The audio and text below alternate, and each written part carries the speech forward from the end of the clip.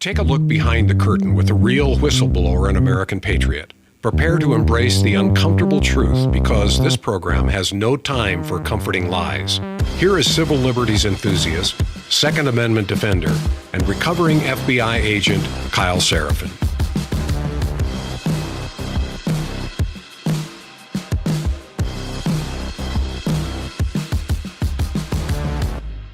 Well, hello, my friends, and good morning and good afternoon or good evening or whenever it is you're listening to the Kyle Seraphin Show for Wednesday, February the 18th. This is not a drill. We pretty much fired off on time today. I get a lot of crap from you guys in our chat, in our morning chat, letting me know that I am not on time or something to that effect. So there's our chat. Little bit of housekeeping for the chat, and this may be something that's relevant to you if you happen to live in Florida. I'll just do this as our community is interesting, and it's unlike any other online chat community that I see. And apparently some folks are going to be doing a meetup near Fort Myers, Florida. So if you guys want to do that, check out our daily chat. It is coming up today at 3 p.m. That is today, Wednesday, February the 18th. And it is at Cape Coral Rosen Park. I have nothing to do with this. So it sounds like Rose is doing part of the in real life tour of the Kyle Seraphin Show. And if you guys want to meet some other people that watch and listen, then check that out. Definitely do that. While I'm letting you guys know about that, the easiest way to check out our show, some of you guys didn't realize this. I found this out in the chats watching after the fact yesterday. You can find us on Spotify, and it's free. So when I mention Spotify and I tell you, hey, if you want to go check it out, there's no subscription. It doesn't cost you anything. KyleSeraphinshow.com will get you there, where you can get access to the video and the audio and the chapters and be able to skip through all the stuff. And I think it's the best viewing experience after the fact. So if you're on, like iHeartRadio or Apple Podcast and you've never used Spotify as a podcast app, I also never used it until I actually started using their service to host what we do here. There's no additional money in it for me. I'm plugging it because I actually think it's a better user experience. You can flip between audio and video. So if you didn't know that, it costs you nothing. The user experience is increasing. We gain followers there every single month, I think, because it does have a superior platform. And honest to God, if Spotify turned into a live streaming platform as well, and they used to do that, if it did, I think it would dominate YouTube, Rumble, all the others. It would crush X because it's really the best for what it does. So anyway, that's my shameless plugs for our program and supporting us.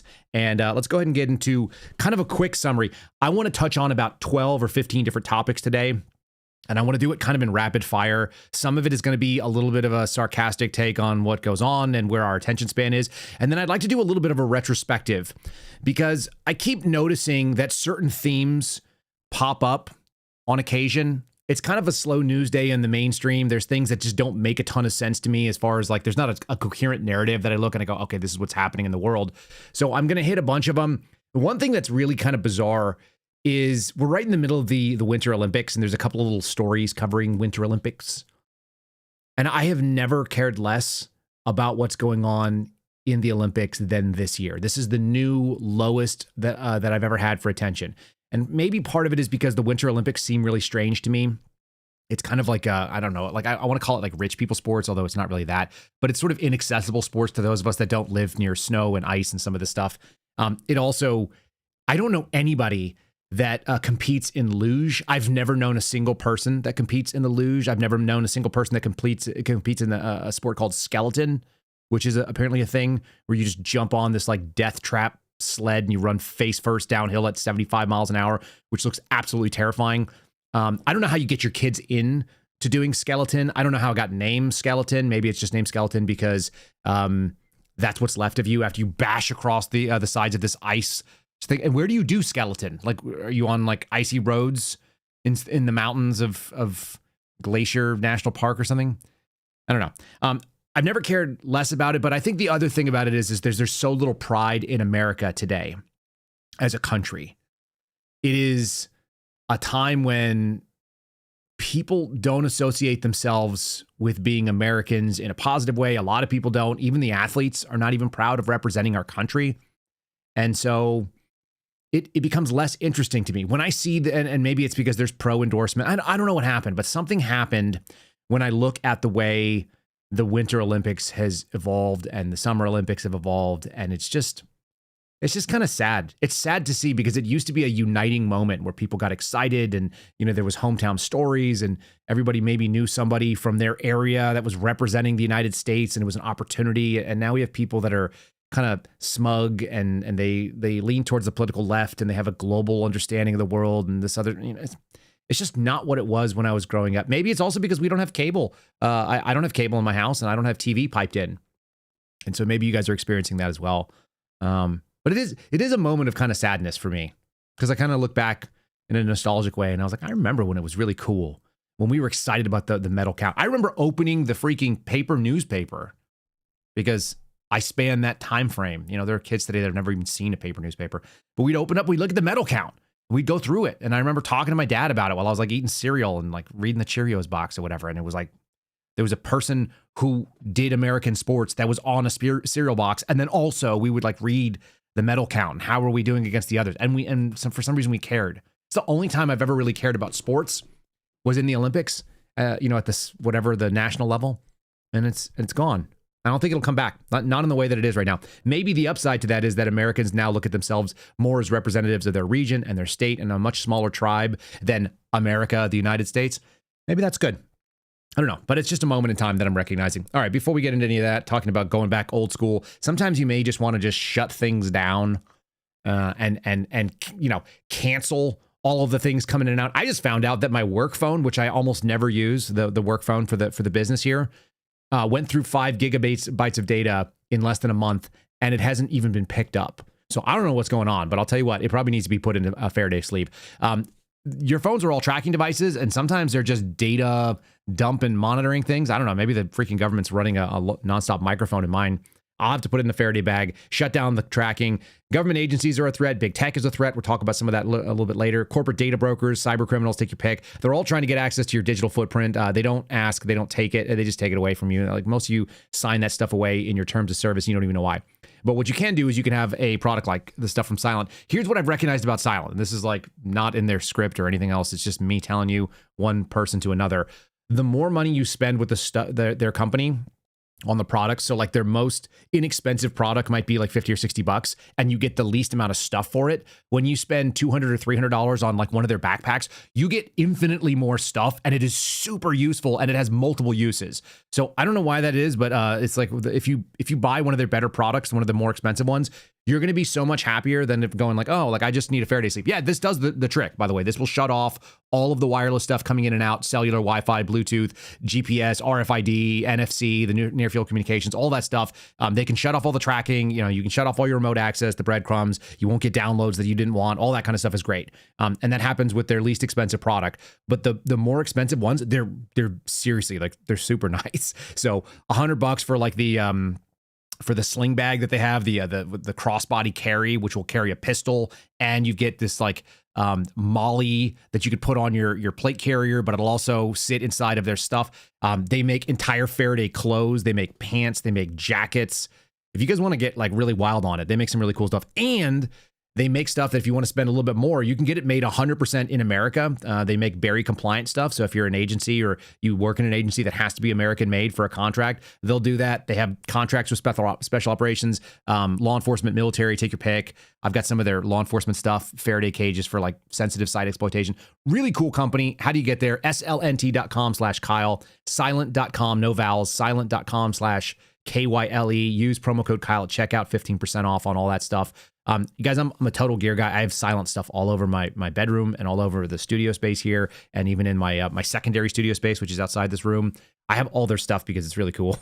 And when I got there, now the thing that's really fun is they've moved into making stuff in multicam black, which you probably saw on the screen. Anyway, check them out.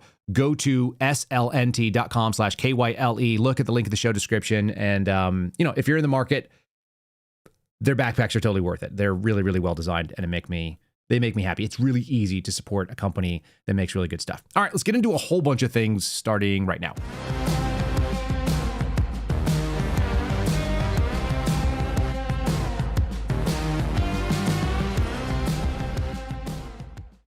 I'm thinking about sort of this nostalgic moment. There was a time when I used to ride around in my dad's car when I was a kid, and we would always listen to NPR. So let's start with NPR today. NPR has a story that's going to be kind of the opening and maybe even the closing of today's program. Information that I want to cover down on. Extremist rhetoric is often found in government messaging, and who is the target. And all of that is a reminder to me as I was reading some of the stuff. I was seeing some clips. There were some stories that were going on over on CNN and some of the panel discussions that they have, which are really, really atrocious. There's nothing weirder than watching chubby black women scold billionaires, and the guy just laughs it off, and they look absolutely ridiculous. But that was what was going on. There was this woman who, her name is Figaro, I don't know. And she's scolding the Shark Tank guy, Kevin O'Leary. And I had a couple clips the other day, and I ended up just not wanting to play it because it kind of grossed me out. But they're talking about extremism, and I realized, and they also have this woman who does this program called Politics Girl, and she's in her 50s. And by the way, if you call yourself something girl in your 50s, it's really gross. And she does like this little like mom ponytail thing, and she like stands in her kitchen and she like talks all this like noise, and she talks all this stuff. So her eyes look like totally pulled back because she's got this like really tight facelift and all that. Anyway, there's some really gross stuff that is being discussed. But what I realized is that they don't remember the Twitter files. And maybe that was really poignant to me because I was just getting out of government, and my agency was the villain in that story about the Twitter files. And it was this bizarre and unique insight into seeing how government censorship worked in a way that nobody would ever show you before, because Elon Musk came in and bought Twitter. You guys remember this was in the late part, the second half of 2022. He buys Twitter. He theoretically opens it up. Yeah, it's got all these problems. But he also opened the books up to some journalists who came in and tried to find out what in the actual hell had happened. How did we get to the point where the president of the United States was removed from a messaging platform that in theory did not have editorial control? And they shut out Donald Trump, and they shut out a ton of conservative and left-leaning voices. As it was really weird. And everyone kind of had this instinct of where it was coming from. They thought maybe that it was all the social media companies got together and decided to do something on their own. Maybe it's because they all leaned left. And then we found out that the real story was that the government turned around and leaned extra hard in true fascistic intent, right? Fascism, the real definition of it is that there is not centralized or nationalized ownership. There is only nationalized priorities, and businesses are incentivized through both carrot and stick that they should comply. And when they do comply, they're able to be successful as long as you get on board with team authoritarian. And if you don't, then you get crushed. And there were all these threats in there, and Senator Mark Warner was involved. He said, it's a shame. You got a real nice social media platform going over there. We'd really hate to have to regulate the living hell out of it and cost it a bunch more money so that your profit margin would get hit. And people went like, oh, okay. And so we saw the true definition of fascism, and it happened. I'm sure it happened before, but we saw it in clean order when Joe Biden was president. And this is one of the things that this is not a partisan issue. This is just a moment in time that we recognized. There was a time when we saw government exercising control over private businesses to get government's preferred outcome. And so this story from NPR, National Public Radio, which is funny because it's exclusively hard left and very much into the collectivist stuff. And if you listen to NPR, and I used to, and I've got a buddy who still does it. Occasionally, he just wants to like troll me. So he says, jumped on this morning, got in the car, drove to work, started listening to NPR. Here's the update. Like, there's 1 million trans people living in Nigeria, and they are all being discriminated against. There's a gender equality issue that's happening in Yemen, and all of the evil Muslim people are hurting the feelings, but also Muslim people are also being violated by these very evil people because we have to free Palestine. And so he'll just give me the rundown of this propaganda nonsense, which we fund, and we probably should not be funding. Anyway, seeing this story on NPR, coming back to it, extremist rhetoric is found in government messaging. How funny is that? How funny is it to call government messaging extremist? And they're talking about who's the target. This is heard from All Things Considered, and there's a picture of Donald Trump standing in the dark. So we can already tell what it's going to be about. And it says a recent social media post on an account belonging to President Donald Trump prompted enough outcry over its use of familiar racist tropes that the White House actually deleted it. The True Social post included images of former President Barack Obama and former First Lady Michelle Obama as apes. And despite removing the post, he deflected the blame on an aide, saying that it was somebody else. Former president said it was deeply troubling. This is not a fresh story, although it was written this morning. They're looking backwards about this so-called scandal and controversy. I watched people on the political right immediately rush to defend Donald Trump. Oh, it wasn't racist. Like, of course it was racist. It was just racist. But, you know, you're allowed to be racist in America, it turns out. I think that we're seeing, and maybe this is just me on the feeds that I have, because I tend to like things that are really offensive to the like common sensibilities. I see a ton of things that would be characterized as anti-Semitic on Instagram, of all places, Facebook. And I think the reason why I think they're funny is because you're not supposed to do that. And you know it. Americans, especially my generation, has always been like, what are we not supposed to do? Okay, we're going to do that. Oh, what do you, what's the appropriate thing to do? I want to do something inappropriate because I can, because damn the man and save the empire, because it's American to just basically go and be a sometimes contrarian. And the concept of doing racist jokes, which used to be told all the time when I was younger, it was all the time when I was in middle school and grade school. We didn't even know what they meant half the time. And there were some really, really ugly jokes out there, but they're hilarious. And you'd sometimes find people of the actual group that was quote unquote being offended saying them because they're hysterical. They're hysterical because you're not supposed to say it. It's like, it's off limits and therefore it makes it amusing. It's the same reason why you want to remove things like the taboo of alcoholism or the taboo of touching firearms from your kids, because the allure is much higher when it's forbidden. So people are doing these things that are quote unquote forbidden right now. They're telling Jew jokes. They're telling quote unquote racist jokes about black people. And some of them are telling a deeper and funnier, sort of dark truth. But a lot of them are just there because you said you can't say that. And Americans are getting sick of it. They don't want to be scolded by some chubby lady who served in the Air Force in some admin job. And then she says, thank me for my service on CNN.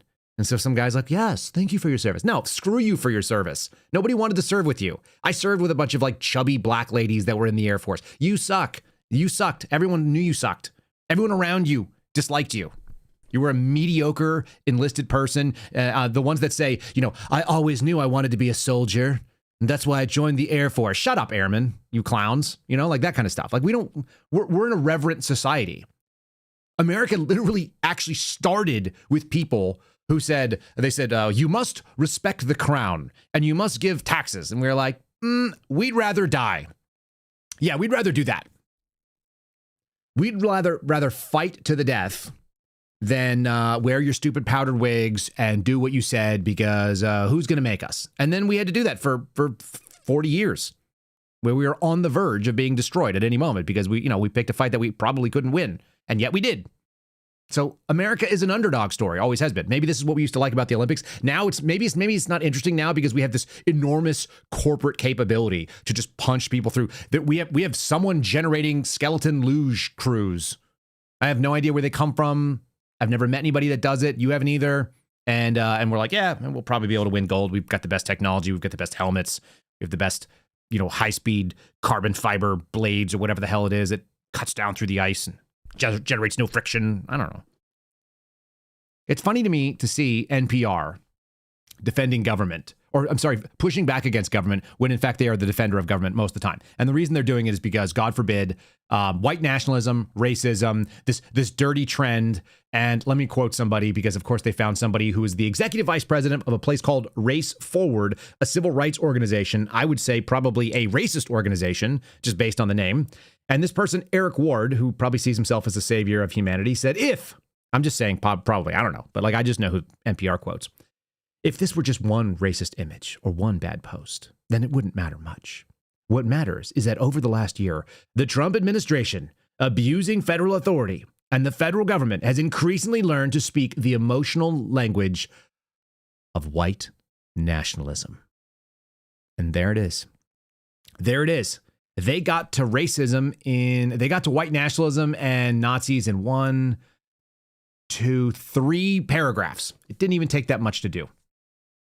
So very impressive work on their behalf. It's white nationalism is the big problem.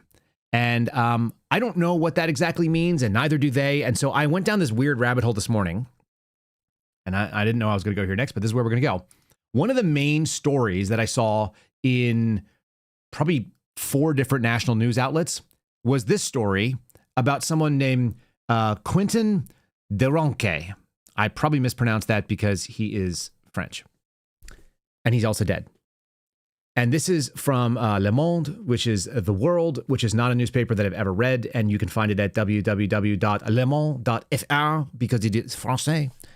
There are a few things that I care about less than what goes on in France, except when I see some really interesting analog to what's happening here in the US. Who was Quentin Deronque, a far-right activist killed in Lyon? I was actually fascinated by this. And the reason why is because I have recently been called far-right. I don't know what that means. I didn't know what it meant when I was called that. I was called that by someone at the New York Times. That was what they wanted to write about me. So I said, well, what does that even mean?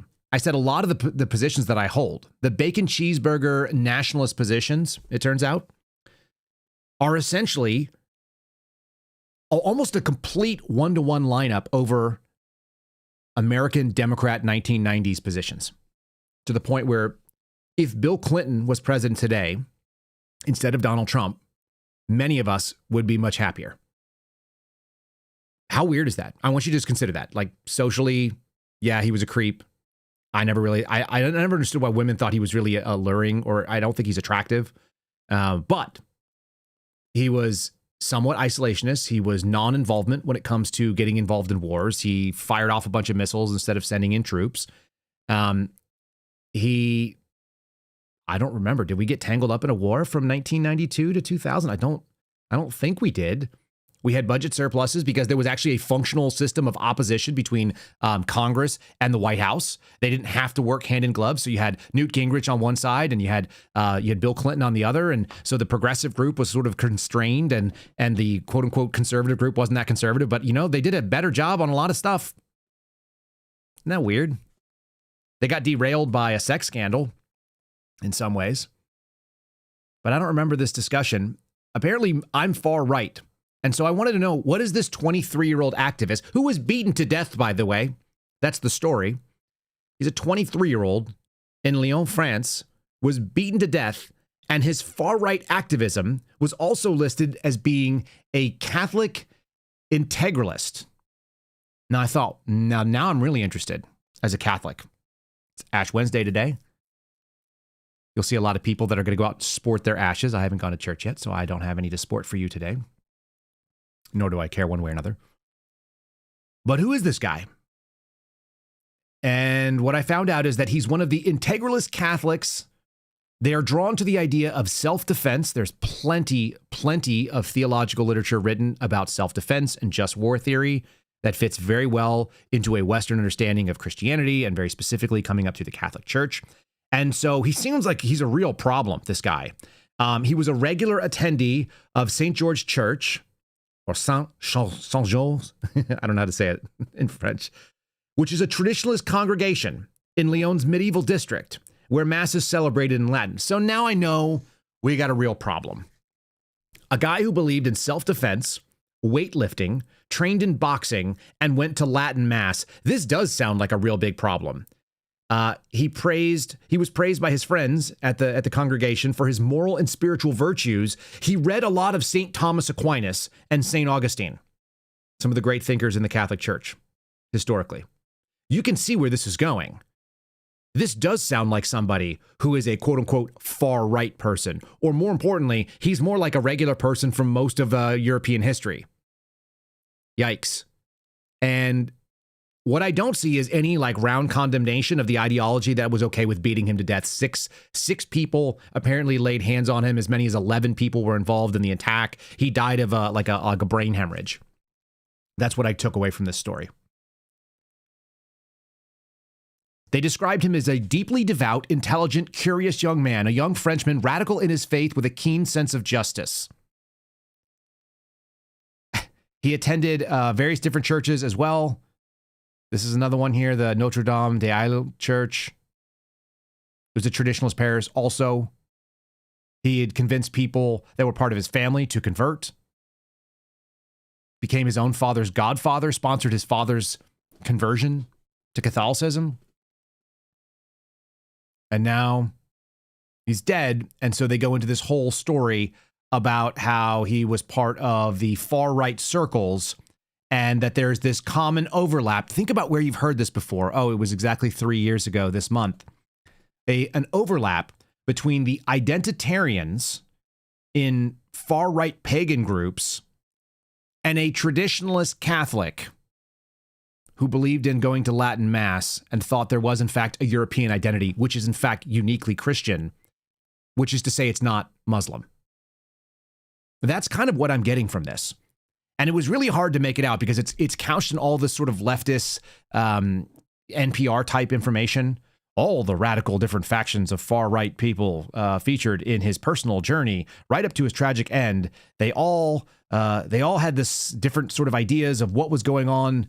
They were protecting identitarians. They were a feminine nationalist. I don't know what that means. They use it in air quotes like we're supposed to know what it means. He was an activist in the revolutionary nationalist movement, which currently dominates the ultra-right scene, but they're outnumbered by the ultra-left groups, which include Antifa types.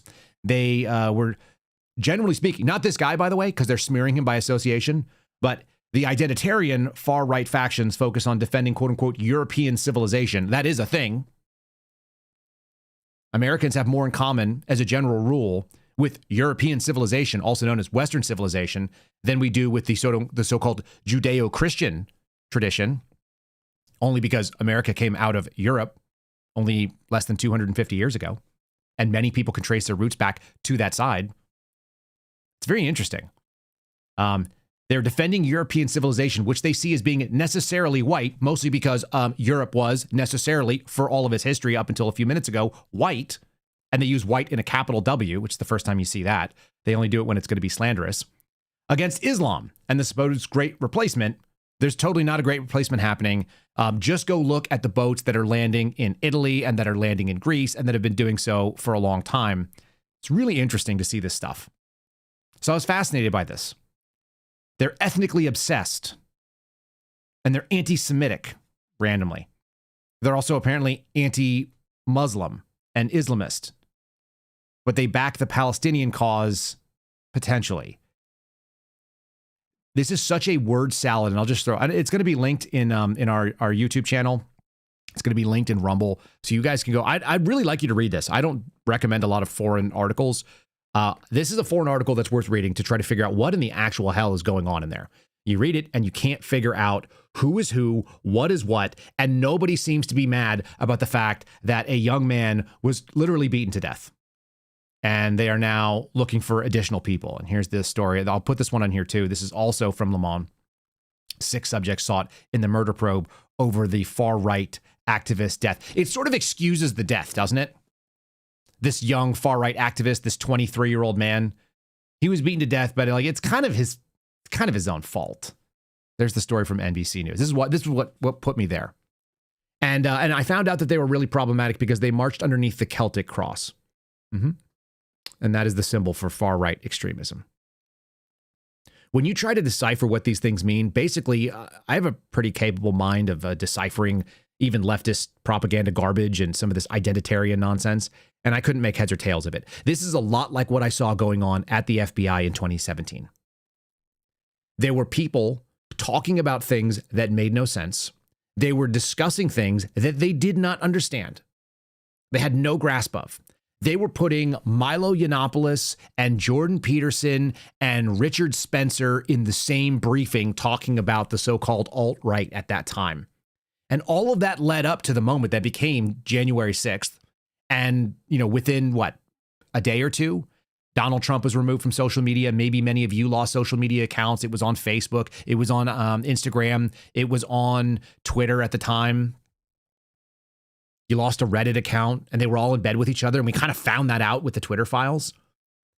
That moment is kind of building up again.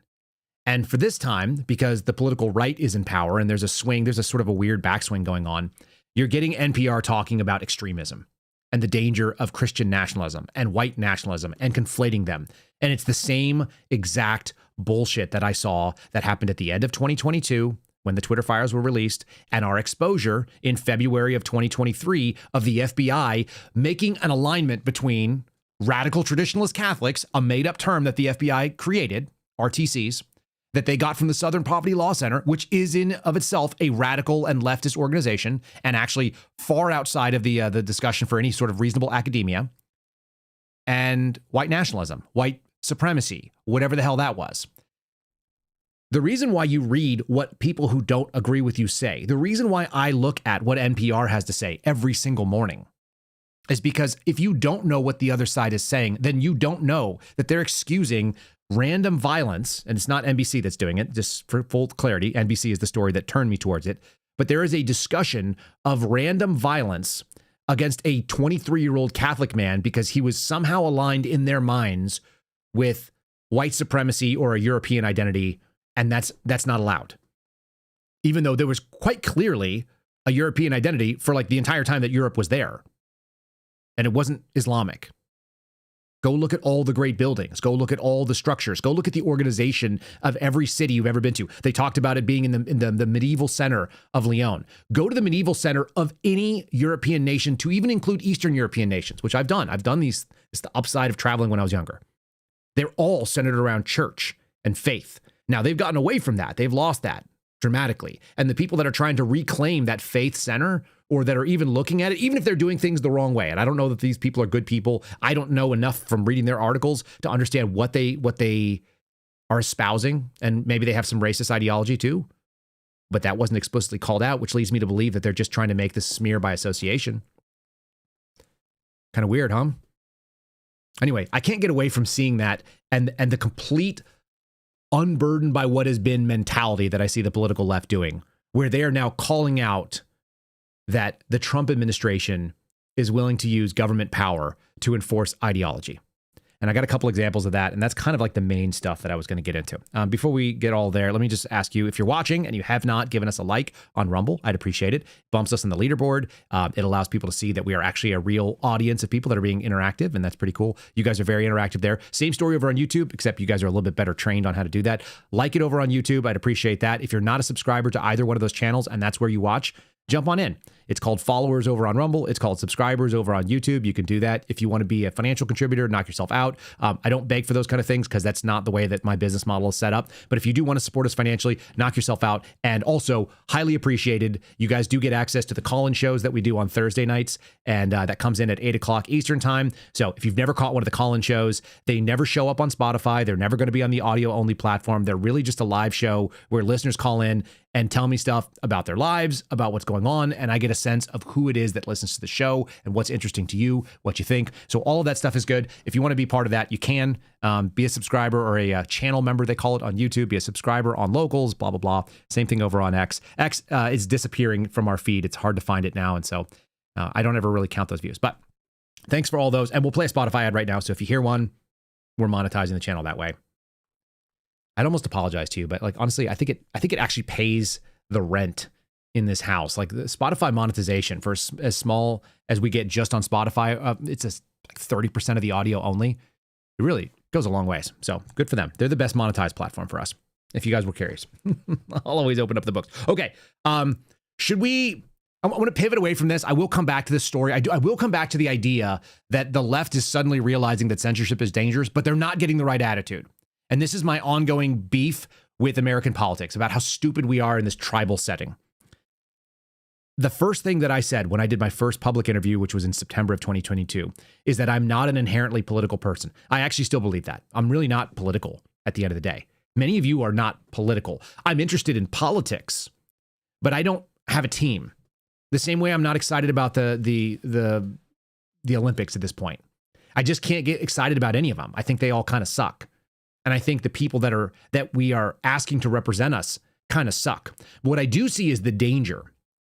And there's significant danger in cheering on a side and watching the pendulum swing back and forth and saying, because my team now has the ball, everything is good and whatever they do is good.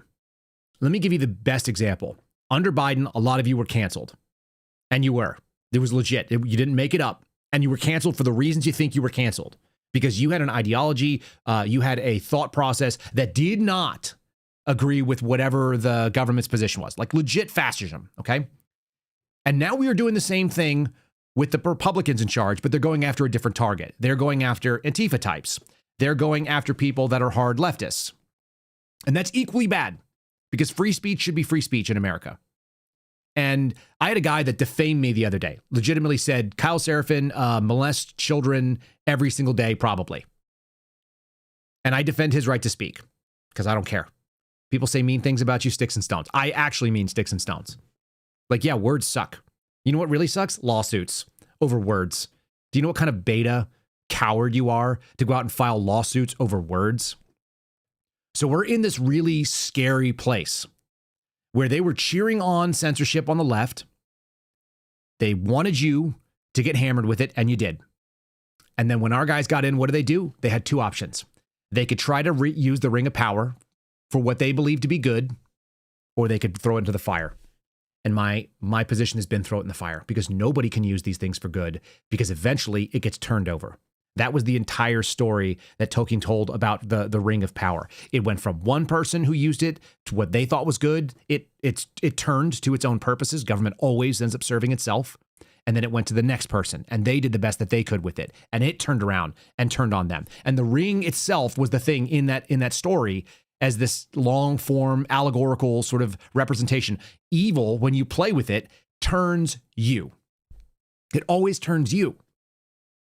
You think that you're going to be able to use this evil power, but you can't.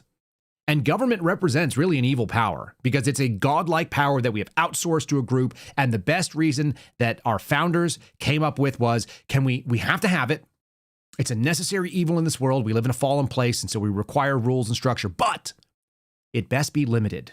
And so the only way that we're going to allow this silly, dangerous animal to exist is with these very specific constraints, like bars that keep it from touching the American populace. And we called that the Bill of Rights. That was the negotiation that took place between the Federalists, the people who thought we need a strong central government and it needs to be able to do certain things and it has to have the ability to stand on its own 2 feet. And the Anti-Federalists said, yeah, but it's going to freaking kill us because it's killed everybody before. And tyranny is what we just got out of, and we don't want that. And so we built up this anti-federalist sort of chain to hold back where government could go. And that is the American compromise. And what we've seen over the last 100 years is every one of those chains has been cut. Every one of the links in that chain has been cut. Every one of those bars has been shrunk and pulled apart. So government can reach through it, no problem. And it's getting out in every living way. And so the only answer to, I was censored by government, I was destroyed by government, and my reach was destroyed, and my ability to share my message was censored, should be destroy the mechanism that does censorship. And instead, what Republicans have shown us they're going to do is they're going to actually just try to use it. And it will be used on them very soon. And as somebody who is not exclusively a Republican or a Democrat, I voted for both parties in time, and I like libertarian candidates a lot of times in smaller elections because their ideology aligns closer with what I think. Leave me the F alone, please. The bacon cheeseburger nationalist position is get your government out of my freaking backyard where I'm having a barbecue, please. I don't want to have to ask the government for permission to go fish in the pond behind my house because it's a pond. And I have fishing poles. I can afford a fishing pole and I can find worms. Can I not just throw a freaking line in there? Do I need to have a game warden come in and bother me on catch and release fishing for like little tiny things that nobody can eat? But I should, theoretically. If it's me, if an adult wants to throw a line in the pond, how crazy is that? That we have to ask permission to be able to shoot an animal. Now, I understand not shooting in the neighborhood, in the suburb, but what if you're in the fields in the middle of nowhere and it's owned on public land? Why should we have to ask permission and go get these permits? I get seriously irritated with the people that are like pro-game conservation that don't see how gross it is that you have to ask permission to be able to shoot an animal to feed your family. And I know people who literally live off shooting animals. That's how they're going to get meat for the way that they support themselves. And they've got to go get a freaking permit from the government to be able to survive. So all of that stuff I hate. I hate it. I despise it. I don't want to have to ask somebody if I can fire off my flamethrower in a way that I know is safe when I have a fire extinguisher next door. But I do. And if I do it wrong, somebody could come and arrest me in a place that it's not going to hurt anybody. We're living in a time when we have so many government tentacles that are like squashing us in. To call it a free country, maybe that's what Dan Bongino meant the other day when he says it's a constitutional republic. I guess, man, that's closer to truth than being a free country because we sure as shit are not free. And I got a great story about how that's bad too. This is another one of those like, look how dangerous the world has gotten when this is the way it goes down. I'm going to pull it up here. Let's see. Sometimes I get these articles from my buddies. It's a story about how the FBI went in and grabbed the stuff from a journalist. Now, I'm old enough to remember when I put my everything on the line to try to protect the story of James O'Keefe, who I don't like. I don't like James O'Keefe, not even a little bit. Just for whatever you guys want to know. Not a guy that I appreciate. And yet, here's this story. DOJ prosecutors are under fire because they raided a reporter's home, and it seems as though that actually directly contravenes federal law. And there are a lot of places where we would look at it and go like, hey, why is this what you guys are doing? Okay. Justice Department is facing a bar complaint. The prosecutor who actually works for DOJ related to the search of a Washington Post reporter's home. We did a whole bit about this with Steve Friend the other day. So if you guys want to find that, maybe Rose will put it into our chats and you can find it there. The Freedom of the Press Foundation filed a complaint February 6th through 9th with the Virginia Bar Association, saying that the United States Attorney or the Assistant United States Attorney from the Eastern District of Virginia failed to disclose key provisions of the Privacy Protection Act when seeking a warrant trying to search Washington Post reporter Hannah, what is her name? Nathanson, who was in Virginia. This was all going after supposedly the mishandling of classified national defense information. The agent seized electronic devices, and she hasn't been charged. We have a time when the government can say, well, we think something is dangerous and damaging to us, so we're going to come into your stuff. We have probable cause to believe that somebody else committed a crime, and we're going to come into your house to find the evidence of it. That's tough. Attorney General Pam Bondi said that the search was conducted with the Defense Department as part of a broader leak investigation. The problem is, as we pointed out on this show a little while ago, it seems to run afoul of things like of some landmark cases where you're allowed to be in possession of things as long as you didn't ask them to steal it. This is the same problem that people had with WikiLeaks. If the government is willing to come in and break the rules simply because they want to get stuff, and you didn't do anything wrong, and you're on the wrong end of it. If you're like Amy Nelson and you find out that a billionaire simply funded EDVA prosecutors to come in and seize your home and disable your ability to protect yourself, because it benefits the government, but it really just benefits the person who actually provides the servers for the government. That's when you start realizing this animal does not serve the people. We talked about it yesterday. The task and purpose have been divorced. They are not connected. The self-licking ice cream cone does not serve you. And so cheering for that mechanism scares the living crap out of me. Because how many people are like, well, Kash Patel's, he's our guy. Kash Patel, by the way, who's on the Dan Bongino show right now. Dan Bongino, who used to be the co-deputy director of the FBI. Now he stepped out and now he's doing propaganda. Yesterday he had John Solomon. Today he's got on Kash Patel. That to me looks like, do you guys remember that like horrible, there was a horrible website that was called Lemon Party. It was like elderly men that were engaged in some disgusting behavior. That's pretty much what we're seeing right now. It's the verbal version of that. It's two middle-aged men fighting to fillet the current 80-something-year-old president. Kash is one of the guys that does that too. The knob slobbery, completely out of control. Yes, that's a little bit profane, but I'm serious. That's what it looks like to me. So we get bread and circuses. We get the slop being peddled to us over and over again. And I keep seeing it all over my timeline. People are recognizing what it is and what it looks like. There you go. If you guys are looking at the chat right now, Rose found the Friendly Friday episode talking about specifically this reporter and why it's dangerous. The protections either protect all of us or they protect none of us. And if they don't protect all of us right now, they will eventually be turned on you. If you don't recognize that, you're foolish. So what are we going to get instead? We're going to get this. The House Oversight is going to go after and depose the former Epstein associate Les Wexner, who is not young, retail billionaire, the guy who's been at the center of the story of Jeffrey Epstein for a very long time. Apparently he's going to get it. Do you know how I know nothing will happen? Because he's going to a House Oversight Committee. They're telegraphing their move again. Members of the House Oversight Committee on Wednesday are set to depose retail billionaire Les Wexner. That'll happen today. Whose wealth fueled Jeffrey Epstein's fortune before the alleged multimillionaire An alleged multi-million-dollar theft ended their relationship. So now they were disconnected. But when? A lot of weird stuff with Les Wexner's story. People have been looking into this for a long time. A lot of smoke. But I know that nothing will happen. Here's why. Oversight committee, it's going in front of the House. If it was serious, he'd be interviewed by the FBI for something. But we've already been told. This has been shut down. They shut it down. They're done. Guys, July of last year, 2025. The documents are over in my timeline on X. If you guys want to find it, very easy. I can post them if you guys like over on Locals again. You can read the memo. It came from DOJ. It was apparently created by Kash Patel, Dan Bongino, and Todd Blanche.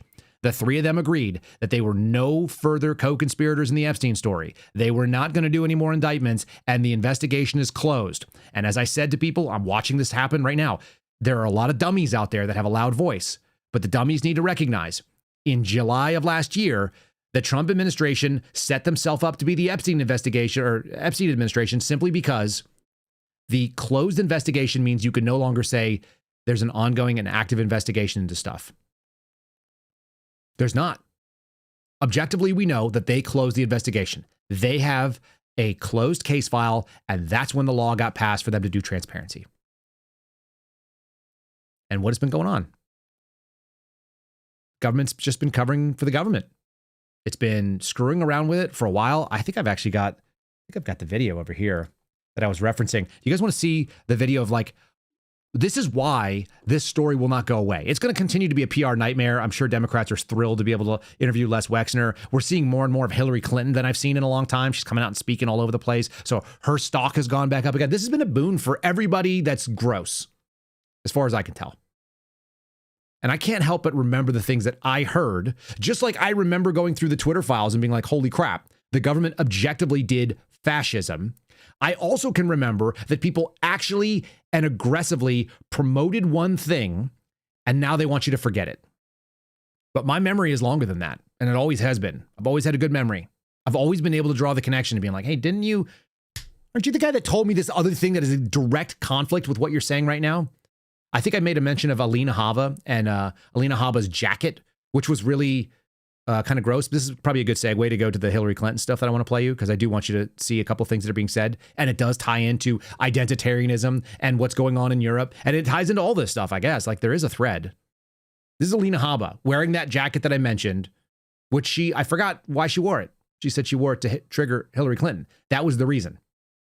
And then we got some Hillary Clinton clips. So here we go. Ready? You see, I put my MAGA jacket to trigger Hillary Clinton. And sometimes they mistakenly put it on me, and that's fine. I'm part of the administration.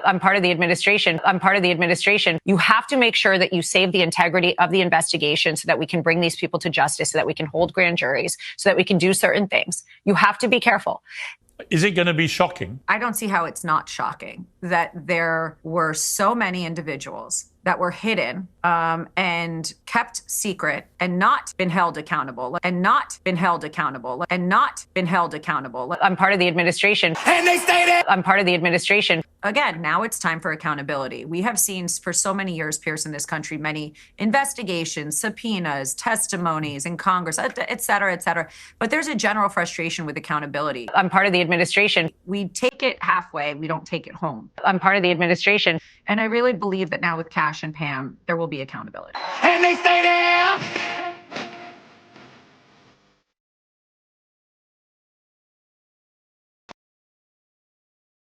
Right? Does that make sense? Like, yeah, I mixed that up. That's Kyle Seraphin's remix of it. What did she say? I'm part of the administration. Why did I put that over again? Because she represented Donald Trump. She was an attorney for Donald Trump. She has the same PR person as Kash Patel, guys. Erica Knight represents her. They're buddies. She owned it. There needs to be accountability. There needs to be this thing. And our version of accountability is going to look like this. Here's the accountability. There's going to be a House Oversight Committee, and Les Wexner is going to speak under oath. How old is Les Wexner right now? He's like in his 80s. So we know that we're getting theater. I'll just say this. I don't remember, and I remember that there were things that I didn't like at the time about Bill Clinton. I didn't think he was awesome. I remember him going on the, he went on the Arsenio Hall show and played the saxophone, and everybody thought that was so amazing and so great. He was like the first like celebrity president in a lot of ways, right? kind of bridge the gap. And then we got people like Obama, and then Donald Trump is like the king of celebrity presidents, I would say. It's been an evolution. The idiocracy evolution has happened. But like rolling out in a sequin dress that says MAGA on it, which is a campaign slogan for your boss. What's conservative about that? There's nothing conservative about these people. We have no political right in this country. That's how you're going to get people that go out there and say, you know what, I want to go whatever the most extreme version of my faith would look like. I want to get to the most core tenets of what that looks like. You're going to find people that say, you know what, hold on to I see this a lot, the meme, hold on to the Judeo part of the Judeo-Christian tradition, because there's nothing Judeo about what it is. Christianity evolved out of a stump of Judaism, and it left it 2,000 years ago. So we're not that close, and we don't have common agreement on what it is. And the entirety of Jewish tradition, basically for what it is, the ongoing religion, nothing against them, they're allowed to be that. But it's 2,000 years of denying what people who are Christians believe. That's what it has to be. Because Christ comes to the Jews, who some jumped with him and said, got it, understood. You're the Messiah that we were looking for. And others said, oh, no, you're not. And we think we should hand you to the Romans to be killed. And then they persisted on it in that way. They diverged paths 2,000 years ago. You can make arguments about when the strength of Christianity took off, but at the very minimum, it's 1,800 years. That's kind of where we're at right now. They are not a common tradition. So I see these fun things, like guys like Mark Levin will come out and tell you what you can and what you can't think. And it might as well be leftism, because it's so far out of range for where anybody could look at it and go oh, I get it. Yeah, that's what it's about. Let me see if I've got this clip sitting here.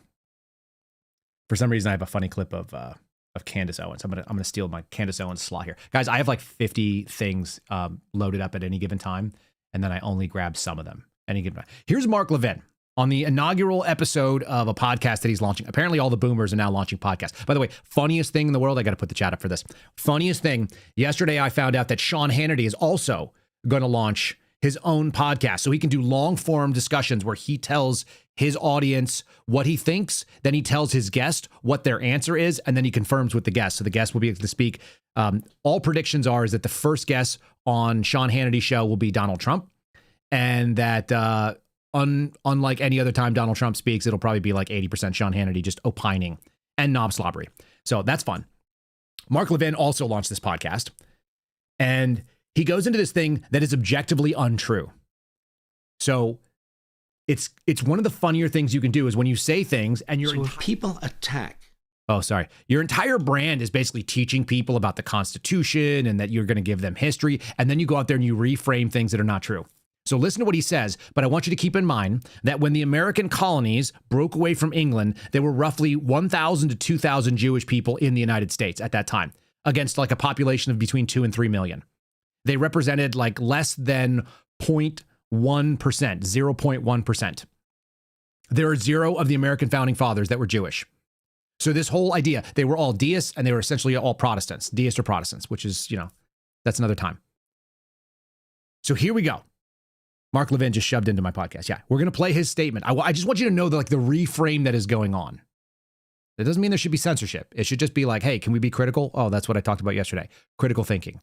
Or just eat the slop like this. And now I lost it. Where is it? Where are you at, Mark? So when people attack our founding, the Judeo-Christian belief system, which is the core of the Declaration, they're attacking our country. They're attacking the very essence of our country. They're attacking what took place 250 years ago. They're attacking our history.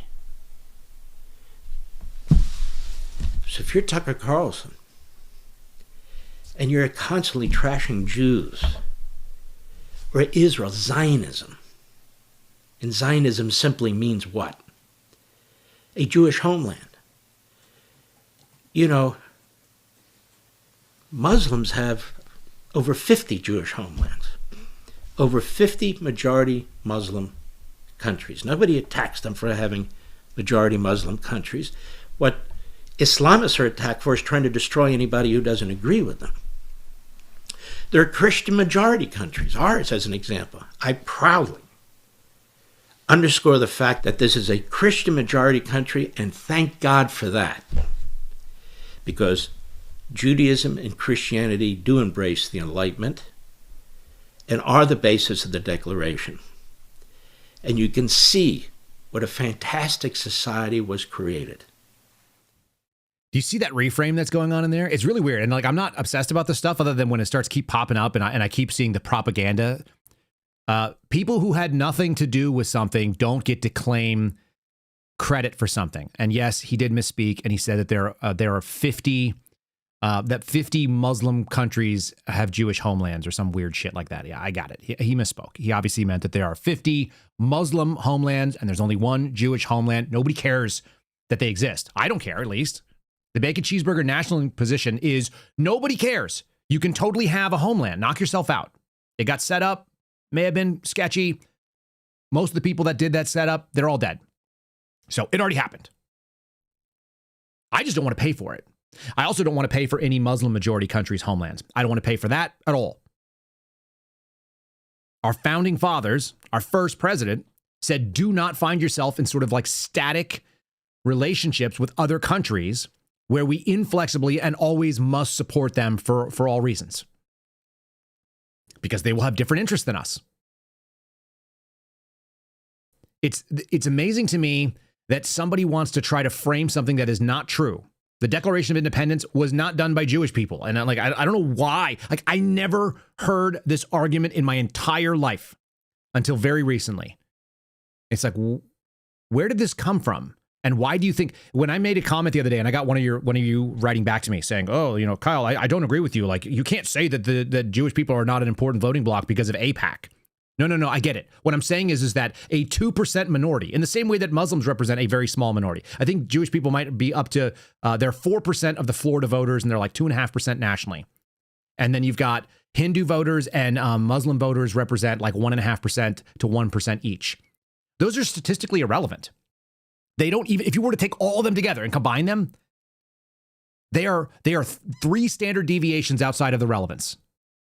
95% of the American voting populace do not adhere to those ideologies. So like you can literally win every single election without having them be a deciding factor, right?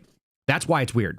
And the reason it's relevant right now, today, as I'm looking at stories, is I go to the front page of Axios, which is the stories that Donald Trump apparently reads every morning. I'm told he reads this first thing. Don't ask me how I know that. The source seems credible. Trump moves closer to war with Iran. And who's pushing that war with Iran? It sure as hell is not me. It's not the bacon cheeseburger nationalist position. I don't care what Iran does. I really don't. Like the worst thing that Iran can do is like whatever Iran does. It can get overthrown by its own people. It cannot. I don't want to see regime change. I don't want to do anything that Lindsey Graham thinks is an awesome idea. Basically, I set my life in opposition to the way that Lindsey Graham lives. So no to that. No to whatever Mark Levin says is great. Parachute both those assholes into Tehran. Let them fight a war. Unless you're going to just glass the whole country, which is something that like doesn't offend me, but I just think it's probably not good. Like, I don't care about that country. I don't care about Israel or Iran. And I know that Americans don't either because we have another problem. We have domestic policy. We have domestic chaos that is not being fixed. We have Americans like me who grew up doing sports and watching American athletes and having sports hero athletes. Like one of my sports hero athletes was Janet Evans. She was one of the great swimmers of all time. Mark Spitz was slightly before my time, but someone that I was like looking at, I was like, okay, I had a coach who swam with Mark Spitz, and that was my sport, swimming. And I don't care about it anymore. We've lost pride in our own country. And so what are we going to go bomb another country? That's been the legacy since 9/11. The legacy has been every single president has stepped in and intervened on the world stage. And even the fact that this guy, Donald Trump, said, I'm the president of peace and I've started no new wars and I'm not going to do any. Now we're getting people agitating and trying to push him into doing another war. That seems really problematic. And it's coming from this group of people that are visiting Israel every 2 weeks and trying to rewrite American history. Like one of the great things that AI does is you can go back and you can get population stats as best we can tell. You can find out quick summaries of people in history. Like here's what it looks like. I did some stuff about the State Department too, because I'm going to debunk another thing that's being said. Here you go. There's your AI answer. This is what AI is best used for. What percentage of the founding fathers were Jewish? I just want to know. Because I just got told by Mark Levin, who tells a lot of Americans, especially a lot of boomer types, that want to be taught because they didn't pay attention in history class and they didn't pay attention in civics, and apparently they never took an American federal government course. And so they go to Mark Levin to learn what's happening, and you realize, oh, well, none of them were. The founding fathers were almost exclusively Protestant, or they were deists, which is another story, which is kind of like, I always look at deists as almost being like the Episcopal version of Catholicism. It's like a lightish version. Like there's a God, but he's just kind of hanging out, and he set the universe in the way that it did, but like he doesn't really interfere with us. We don't necessarily believe that if you're a Christian, but the deists were kind of like, God's kind of like a laissez-faire, hands off, sets it up, and he set the rules, and he rolled. And he got out. Some historians argue that Alexander Hamilton may have had Jewish ancestry. That's the closest thing you got. The Jewish population in America. It's like less than 3,000 people, 1,000, 1,500, 2,000 people. It's a statistically irrelevant number of people at the founding. So why are you out there telling me that this is that America is inextricably linked with a country that didn't even exist when America came into its founding? That's the weirdest thing to me.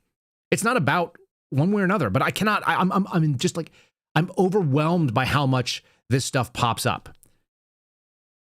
It is a conversation that regular and random people that I will meet, like they look over and they're like, do you know? And I'm like, I know what you're going to say because I think it's funny. I think it's funny that you think you're not allowed to talk about it.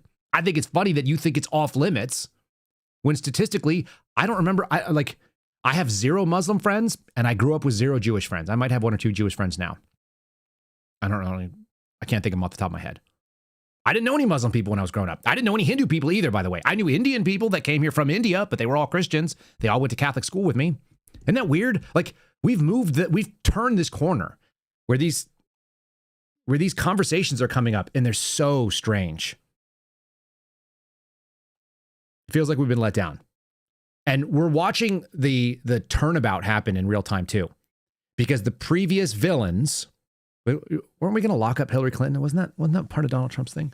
Oh yeah, we're also going to do Epstein transparency. We need transparency. We need accountability. We're not going to do that. Now Hillary Clinton's out there hitting the circuit and she's saying wild stuff. She's redefining history too. So both sides can do it. Ready? You probably didn't know this. Bill Clinton saved millions of people. Hold on. We've got that. I think I've got that right here, right? Do I have that? Right now. Breaking exclusive. Breaking exclusive. Breaking exclusive. Bill Clinton saved millions of lives. You didn't know that. And he did it because he did it in a hot tub with Jeffrey Epstein. Ready? What was your reaction when you saw some of the material that has been released? I'm thinking, for example, of images of your husband apparently in a hot tub in a swimming pool on Epstein's plane. What was your reaction to that? And do you know the context surrounding some of those images? Absolutely. And it wasn't a hot tub on a plane. It was one of the stops they made to look at philanthropic and charitable work that my husband has done, saving literally millions of lives around the world. It turned out that was done long before there was any public awareness and certainly any conviction of any crime by Jeffrey Epstein. So it was a short period of time that was in pursuit of charitable philanthropic work. A lot of people were traveling at the same time. Many staff members, guests, other supporters of the foundation. If Bill and I had a penny for every person we've taken pictures with, we would be extremely rich today. So you heard it here first, maybe, if you hadn't heard that before. Bill Clinton had to get into a hot tub with Jeffrey Epstein because he was doing charitable work that saved millions of lives. No further information on who those lives are. If you're a person who owes your life to Bill Clinton or Hillary Clinton, could you please reach out to the podcast? You know what? You can email me. It's info@kyleseraphin.com. You can write to me. You can send me a picture of your framed shrine to Hillary and Bill if you guys want. It's 9073 West State Highway 29, Suite 110, Box 509, Liberty Hill, Texas, 78642. It's on the screen if you're watching. Let me know. Let me know if Bill or Hillary saved your life. You know what? Also, if you happen to be Hungarian, and this summarizes the way that you feel, if Hillary Clinton speaks for you, the Hungarian, the average Hungarian, maybe let me know that too. This would be a great time for interaction. I would appreciate it if we have any Hungarians listening, and we do have some international audience. I don't know who they are. If you happen to be one of those people and you're like, you know what? Hillary Clinton, she speaks for me. She's really got her finger on the pulse of what goes on in Hungary. Can you please let me know that too? So if I were just an average Hungarian, my attitude would be, I want to be electing somebody who's for Hungary, not somebody who is a puppet of Donald Trump. And therefore, let's react and show that we're not going to be erased. We're not going to be intimidated. We're not going to be controlled by this American president. Okay. That sounds reasonable. Yeah, I also don't want to be controlled by countries that are not mine. Oh, weird. Wait a minute. Wait. The average person from a country, you could speculate, would want good things for their country and not for other countries. Do you know how upside down we are right now? We are now at a place where Hillary Clinton is starting to make an awful lot of sense. That actually is totally reasonable. An average Hungarian wants a president that is interested in what's good for Hungary. I'm on board with that. The average American wants what's good for the average American in America. I'm good with that too. You know what it doesn't have anything to do with? Going to war with Iran. I think we need to call it for what it is. Oh, we need to do that. I could do without Trump moving closer to a major war with Iran because it doesn't benefit me. I don't want it.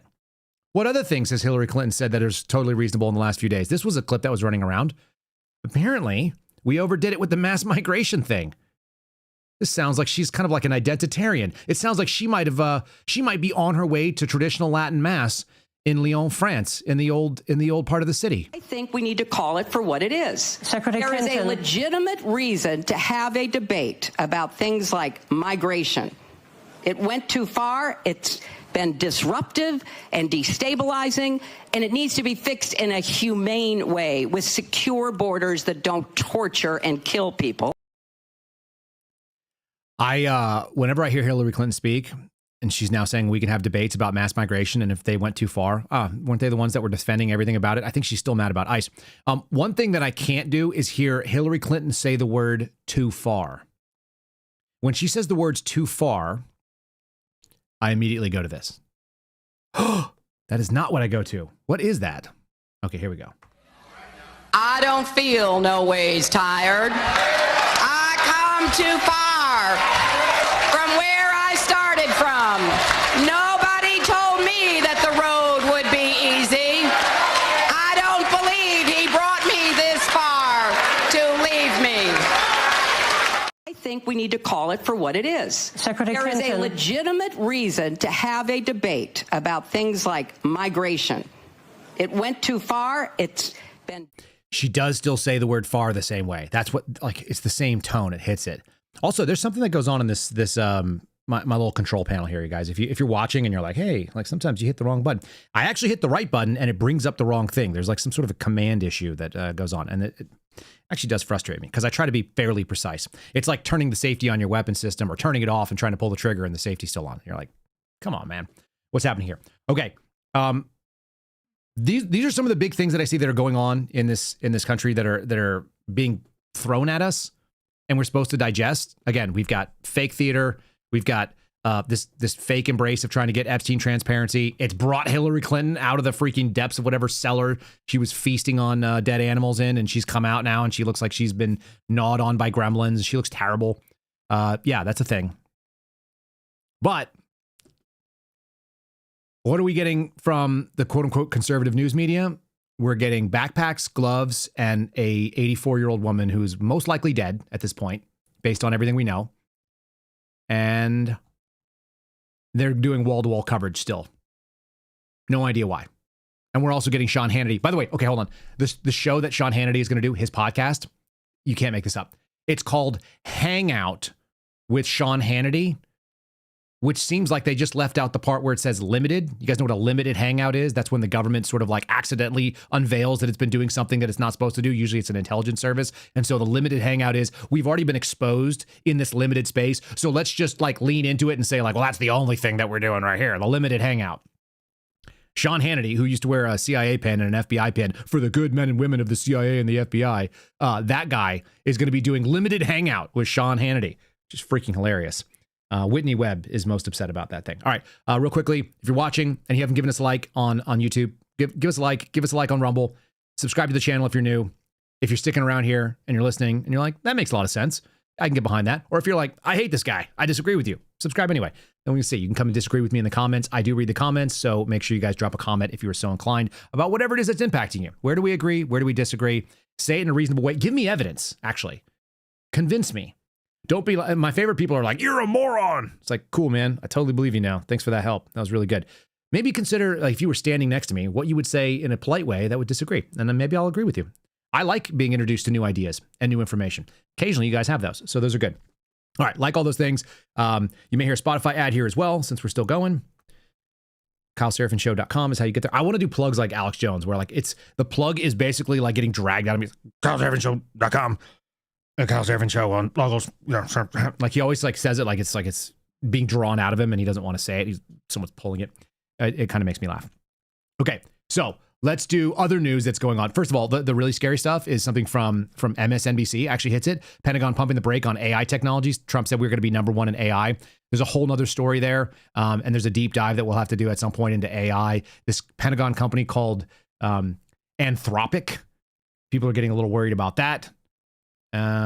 There is Palantir is an ongoing question about like money going in there. This is the question of eminent domain. That bothers me. An AI data center, 600 acres. It's going to cost some Wisconsin residents their land. Excuse me? Did we not come up with this idea that we were going to have this country where you could privately own land and they wouldn't be able to take it from you?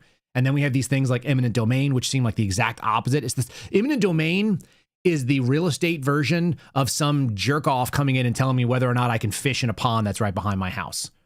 This stuff blows my mind. So we're going to have an AI area that's people are going to lose pieces of their property because AI needs to exist and they need to have a huge data center. I'm like, what greater good are you guys serving? What greater good is there other than somebody owning individual property? Like that is the purpose of what America is about. To secure the blessings of life, liberty, and pursuit of happiness, to be able to have private property not infringed on by the government. And then what do? This is why we should always be distrustful of these animals. But that's not really what's important, as far as I can tell. By the way, there's still an ongoing government shutdown, so deal with that. What's really important right now is that we've got a glove situation, y'all. And so to really get the most important updates on Nancy Guthrie, a kidnapping of an 84-year-old woman who, like I said, is likely not still alive based on everything I can tell. No proof of life been given. Let's do a quick rundown so you guys understand what would take about 14 hours worth of mainstream news coverage. We can probably do it here in about 3.5 minutes. So let's get caught up. Here we go. Fox News alert. We just got the backpack. This is the brand the suspect was wearing the night Nancy Guthrie was kidnapped. It's a different glove. This is a glove that was actually inside the house of Nancy Guthrie.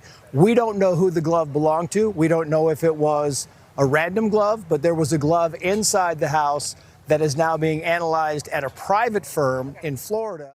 Okay, can you guys give us an update on how Walmart security is and what their loss prevention situation is? Relative to Walmart, the good news is that Walmart has a very robust security system. It's very, very advanced. It's very computerized. That's the good news. The bad news, the protocols vary store to store.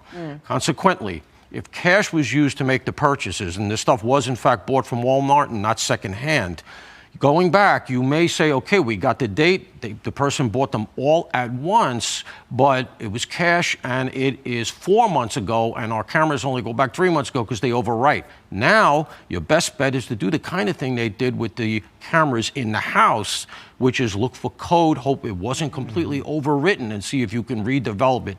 That's difficult. Okay, let me say this let me do it in a non-New York accent. So what they're saying is that if camera systems only keep information for 3 months, but the thing you want is 4 months ago, then you can't find it. So that's lost. Now, it's also harder to track purchases that are made in cash if there's no electronic record. So if there's no electronic record, then there's no record of the purchase in the electronics. And he has a special expertise because that guy is an attorney with a New York accent, and he's of the particular age that is of interest to the Fox News audience. Just remember, Fox News alert. We just got the backpack. Okay, so just a throwback to Friday's show, we got the backpack, we had a glove, it was a glove, unknown glove in the world. Maybe you could give us a primer about how DNA works. Listen, for anybody that's been sleeping under a rock in a cave for the last, 25 years with the police procedurals, could you give us maybe a rundown on what we would have learned if we had watched like a single episode of CSI or SVU, Special Victims Unit, or like any other cop show or any other cop movie or any other investigative thing, or if anybody ever watched any true crime. If you didn't do any of those things in 25 years, and you basically just woke up, found out that there's an Olympics, that it's 2026, and now you want to know what is DNA and how is DNA and where is DNA and am I DNA? Maybe you could ask Fox News. They'll give you this one. We talked to him about the different types of DNA that are collected, and it's very interesting. Listen here. Well, there's basically two major types of DNA collection. There's the standard DNA collection, which is blood, semen, bodily fluids. But touch DNA is totally different. Touch DNA you can do with as few as 6 to 8 cells. It's actually cells from your skin that you leave. Touch DNA probably is never directly convicted in anyone. Standard DNA, yes, all the time in rape cases, murders, and all that. But touch DNA, the value of it is more in giving more leads to the investigators. Okay, that makes a lot of sense. So if we could get a couple of cells from something from your body, then we could find out who you are. But we'd have to go and we'd have to be able to ping it against a data. If we had a database of DNA and you were in it, then we would have some leads. I think that's what he said. So that's really useful. So did that work out for us? We now know that some of that DNA is not even in our base, in our database here. What do you take away from that? Right. So, I mean, we have no matches in the CODIS FBI database for this. That was in a private lab out of Florida, not Quantico. And what do I make? I mean, so first off, I thought it was a faux leather pair of gloves, thicker, whatnot, but it was really a latex composite that is used for, mechanics whenever you're doing work. So it's much more thin and fragile. So I don't know which would impose fingerprints better, but either way, that's a development. The main one, Brian, is that there's no proof of life. We don't know anything about Nancy's whereabouts, how she's doing, and the FBI is offering a $100,000 reward now. And we even saw Harvey from, the last ransom note saying that he'd be willing to offer this ransom note person the money in the first place. And I think that's kind of convoluted because if he knew this whole time, he'd be guilty. So I don't know how much he could be getting away with that $100,000. Yeah. So there's no database that has all the DNA, and that's really a problem. Have you guys thought about just voluntarily submitting all of your DNA to the database? You could do that at the CODIS database if you wanted to make sure that you were in it. If you were in the military, you're already cataloged. If you were in certain government instances, you've probably already been cataloged. If you believe what they did in the X-Files in the 90s, they had all of you at the smallpox vaccine, so you guys are all jacked, and they've been making alien clones of you. Do you remember that? You remember the whole mountain that was full of like the DNA cards from the smallpox? Anyway, and then also the guy brings up the real interesting point that Nancy Guthrie is likely not alive anymore. She had a daily requirement for medication and unlikely access to it. Or I accidentally came up to the possibility that she lived in the Tucson area, and Tucson is really only one single letter away from Tuscan. So she could actually be in Italy on vacation and just didn't tell anybody, but probably not. Probably she's gone, and probably it won't get solved. And here's some evidence that things are hard to solve. Whenever the FBI thinks they're never going to catch somebody, they go ahead and increase the reward to $100,000, like they did on January the 29th of 2021, when the FBI bumped up the pipe bomb investigation reward to $100,000. And then they proceeded to not find anybody for a couple of years until they found a black autistic guy who was into My Little Pony that didn't build the bombs, didn't have the bomb making equipment, and bought some of the bomb stuff after the fact to be able to make sure that they could arrest for it because Dan Bongino had a birthday. And now he and Cash are hopefully talking about that on the podcast that they're on right now. So that would be good to know. Anyway, this is probably the best moment for everyone who is a black, autistic, My Little Pony fan in the greater Tucson area. You have about 4 years and change to get the hell out of Tucson before they come for you. Even if you used cash purchases or you bought something secondhand and you like Walmart, timers or Walmart backpacks or Uncle Mike's holsters or whatever. So that's the big story right there. That's what we've really learned about what our law enforcement has on this really, troubling situation. I wanted to go to an expert on sort of difficult investigations. And now I've just kind of gone off the rails here because I can't help it. Let's go find out what people at the Federal Bureau of Investigation or maybe you could trace the gun by going to the Bureau of Alcohol, Tobacco, and Firearms. Can we just have a lighthearted moment real quick? This is an internet investigator doing a great job. We also learned that last night a bomb squad and agents from the Bureau of Alcohol and Tobacco, Firearms, the ATF, obviously. What is the Bureau doing? Has anybody traced this down? Were you brought into an FBI bureau? Who's a former Bureau of Prisons chief? Because there is a bureau that has been corrupt, rebuilding this bureau. Chief of the Utah Bureau is the bureau's public-facing spot, cleaned house at the State Bureau of the old Federal Bureau of Narcotics, with the Federal Bureau of Investigation, Federal Bureau of Investigation, Federal Bureau of Investigation. Out of all of the FBI bureaus in the United States, 55 main bureaus and over 350 satellite bureaus, the FBI sent the specific Connecticut bureau, that bureau, to UVU. I wonder what moved them to send that particular bureau, which just feels like you got a lot around you, a lot of options. It wasn't exactly like, were you brought into an FBI bureau? I was hired by an FBI bureau. It's on my resume now. It says it for all time. Kyle Seraphin, former Federal Bureau of Investigation special agent. They can't take it from me. Seriously, people listen to these people. They listen to Nancy Grace. They listen to Fox News experts. They listen to Candace Owens, who doesn't know how to pronounce simple words. Okay, it's reminiscent of some other stupid things she said. If you're a professional talker, you should be able to pronounce words. I can't pronounce names. I already know that. I'll just tell you. Like, if you have a name and it's not an American name, if you're not a bacon cheeseburger nationalist name, I won't be able to pronounce it. I can't pronounce any Muslim names. I can't pronounce any Indian names. And it's not because I'm not able to learn. It's because I don't care. They're not important to me. I look at them and I just go, nope, not it. I don't have to identify with you. Like, you're not my clan. You're not my people. But it is funny when somebody who talks for a living does weird stuff like that. All right.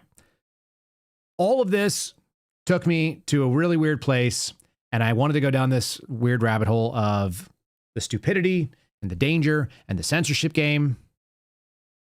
We're going to finish up with a quick little touch on the Twitter files and how the right is now defending government and the left is the opposition party to government. And so Hillary Clinton is saying things that are reasonable. Listen, the MAGA administration, the Epstein administration, Donald Trump and company have legitimately made me agree with people that I think are awful, to the point where I agree that Hillary Clinton is right. We should have a discussion about mass migration. You know how bad that is? I've had to agree with Ted Lieu, the Krasensteins. I've had to agree with all kinds of lefty loonies because the things they're saying are true. Now, do they see that I've said the same thing for the last 4 years and that they are just like swapping teams? No, they do not. Do they have any self-awareness that they have no principles and that I'm standing here in the same place and these a-holes keep dancing on either side of us? No. But it doesn't mean that I'm not now agreeing with people that I don't want to agree with. And people who, listen, 3-4 years ago, I was on programs where Mike Davis followed me and said the same things I was saying. The problem is Mike Davis then immediately jumped on whatever like GOP, phallus and decided to start fluffing attorney generals and saying that they have enormous balls, because we can't have people of principles. We have zero principles, and nobody seems to have any memory of history. The political right is equally unburdened by what has been. We know it. I know they're unburdened by what has been. They're just as bad as Kamala Harris in that sense, that they don't want to have a single moment of self-reflection going, hey, is this going to come kill us one day? This is a story from The Week, which is a pretty hard left organization. And I used to get, my mother-in-law for some reason bought us a subscription to The Week, and we got it for years.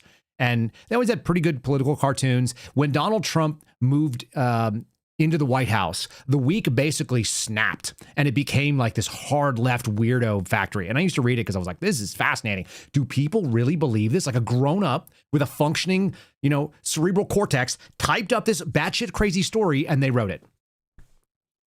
So this is one from the week from December of 2022, retrospective, going back 3 years. And it says, why critics allege the Twitter files discriminated against conservatives. Well, they're not alleging. It happened. It's factually documented that this happened. And I got a couple other stories here too.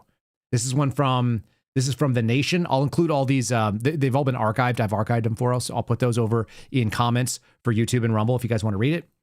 It's clear Matt Taibbi made some serious factual errors, only because it disagrees with what we want to say here at The Nation, whatever the heck that is. The Nation must be the American version of Le Monde, the French world. What exactly are the Twitter files? By now, it's a near consensus everywhere, but on the right, the disclosure were of little consequence. This view was hardened after Mehdi Hassan, who I have agreed with of late because he's saying things that are true, but he's awful. He's like freaking awful. He challenged Matt Taibbi on the so-called Twitter files, several major reporting errors that were done 2 weeks ago. He mixed up the timeline about the creation of the Election Integrity Partnership and the public-private project that was set up to monitor social media misinformation during the election. We find the little minutia and we hone into it. And we're like, you were technically, actually, you were wrong about these things. And it's like, okay, but the gross status was the federal government working through the Federal Bureau of Investigation. I won't not say that now. It's too funny. Leaned on private companies in a fascistic manner, and they accomplished censorship of people who had ideology they didn't like.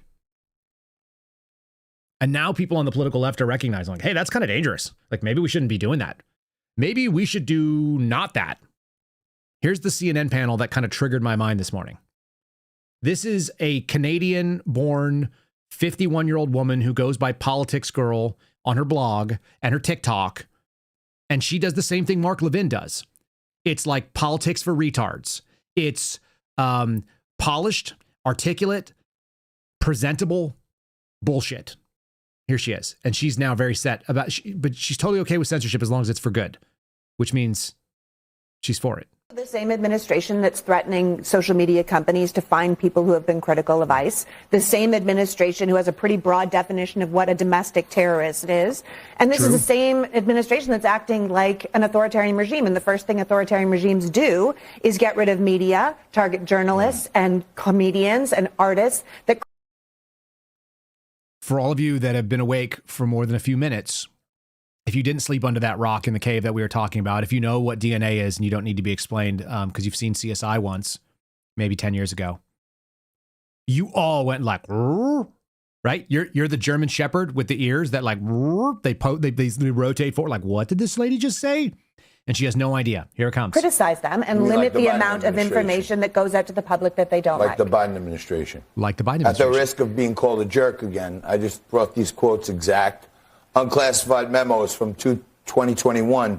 A memo to Mark Zuckerberg says... She throws her hands in the air. For those of you who are listening and can't see, she's like, the F, bro. Here it comes. We are facing continued pressure from the White House to remove more content. And Amazon rushes to create do not promote class to anti-vaccine books from the Biden people. So no one, Colbert or anyone else, was screaming when the Biden White House was literally telling social media. She's breathing heavily right now, too. I don't know if you guys are watching this, but watch the rise and fall of her chest. She is so viscerally incensed that he just read direct quotes, which came from people in government that had access to censorship mechanisms. And, you know, of course she objects. It totally destroys my case, Your Honor. Companies take that content down. Take anti-vaccine we don't like it. comments that might make people... Listen, we're talking about anti-vaccine comments, okay? That's why. Because some censorship is totally good. Defined by who? Arbitrary government. Sick down? Yeah. Take things that might actually be Nazi program down? Like, that's different. Take down Nazi programs, take down white nationalists, take down radical traditionalist Catholics, take down Latin Mass, you know? Take down people who think that Europe was a roughly, like, whatever we call today, white nation, like a continent for, like, all of the time that it was Europe. White wasn't even a thing, by the way, back then. People in Europe freaking hated each other. They were like, oh, you're French, like you're British, oh, like you suck. Like they've had a freaking war for 100 years over this stuff. But they're all white now. We're all freaking smoothie of European descent. House be telling, we're talking about the same thing. Should the White House be telling social media companies or networks what to broadcast and what not to broadcast? No, I don't think so. No, they shouldn't. But we just had to pull a thing from TV because the president. I'm glad that we've come full circle. The same. Oh, shoot. Hold on. Let me go back to the end of that clip because that was what I wanted to see. Okay, here we go. We have two men, both on the conservative side-ish, relatively conservative. And we have three women, one of whom is a foreign-born Canadian blonde. The other one is a foreign-born, alleged conservative Hispanic woman. The other one is like, I don't know, like a black redhead. And then the last one is Abby Phillips, who runs the panel, which is a shit show. Like, that's the American political conversation right now. Two people that know something, four people that don't, and everybody who doesn't know something has the loudest voice and squawking in arguments.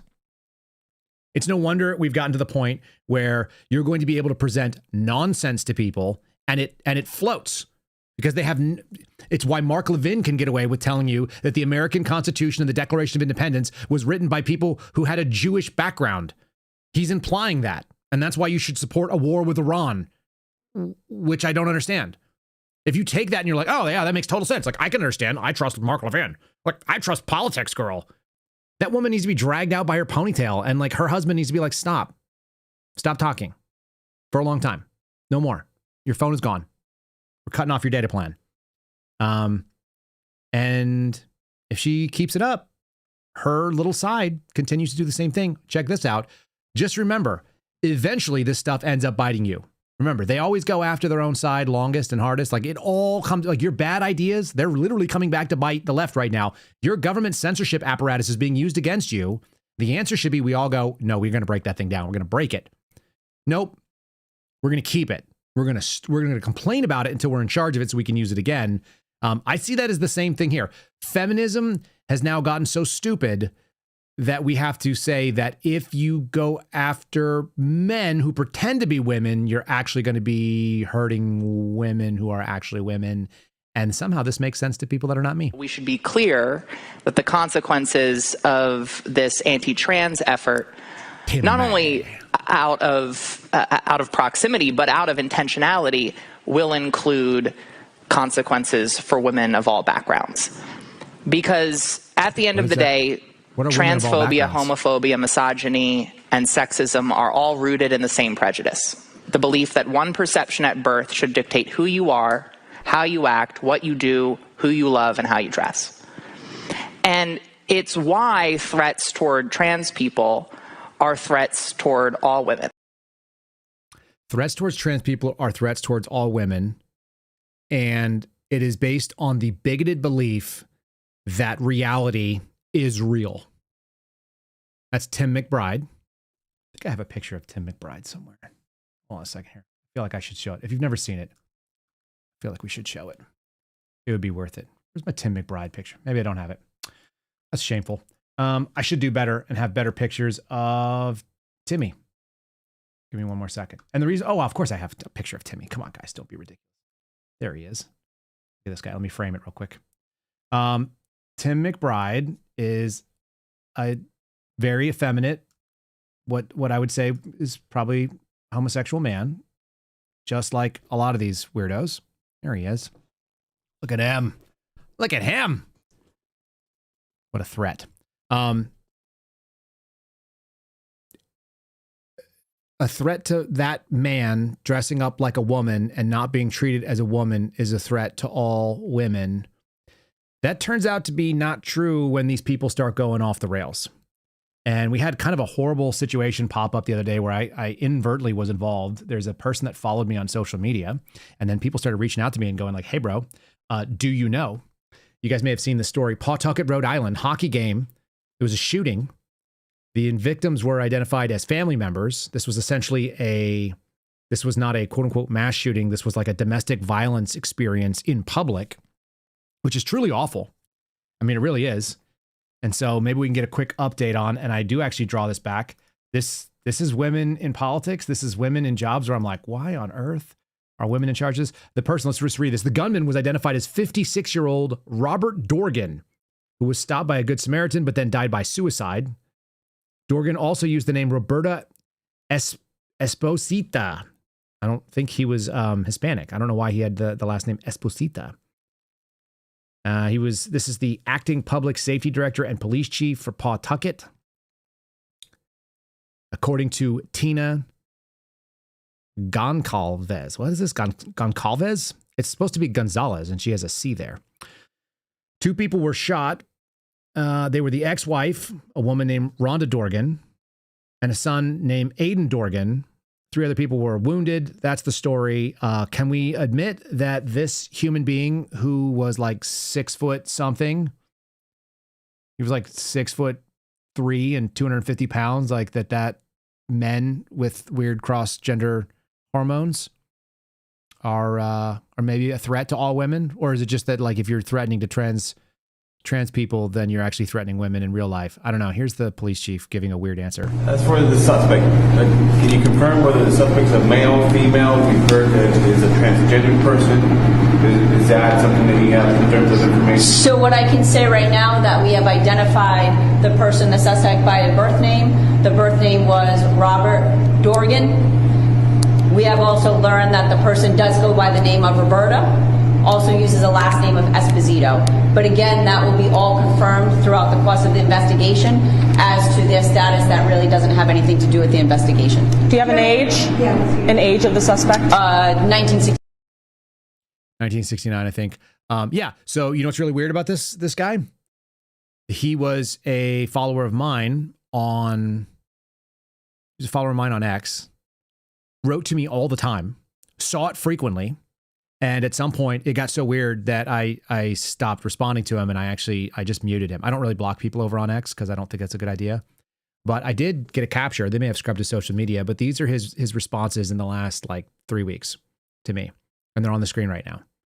And so I did a screen capture of just typing in his profile and my name.